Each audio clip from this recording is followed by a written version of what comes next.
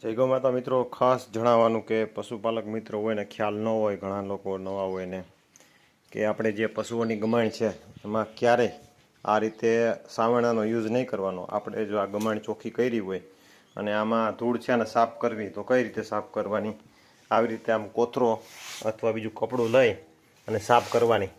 આનું main science એ છે કે તમને ખ્યાલ ન હોય તો જણાવી દઉં કે ઘણા બધા લોકોએ એને ખ્યાલ પણ ન હોય. ગમાણમાં સાવેણો ફેરવવાથી આપણો ખીલો હાવ સાફ થઈ જાય. તમને ખ્યાલ હોય તો જણાવજો કોમેન્ટમાં જરૂર. અને તમારી આજુબાજુમાં કોઈ પણ આવી રીતે આમ સાફ સફાઈ કરતા હોય અને જેનો ખીલો સાફ થયો એનો અનુભવ તમારી સાથે હોય તો એ પણ અમને શેર કરજો. કેમ કે વર્ષોથી આ બાપદાદા પાસેથી સાંભળતા આવીએ કે ઘણી બધી વસ્તુમાં હાવેણો નહીં ફેરવવાનો, આ રીતે ગુણિયું છે, કપડું છે ફેરવીને સાફ કરી નાખવાનું. જય ગૌ માતા. જરૂર કોમેન્ટ કરીને જણાવજો. વિડીયો લાઇક અને શેર કરજો.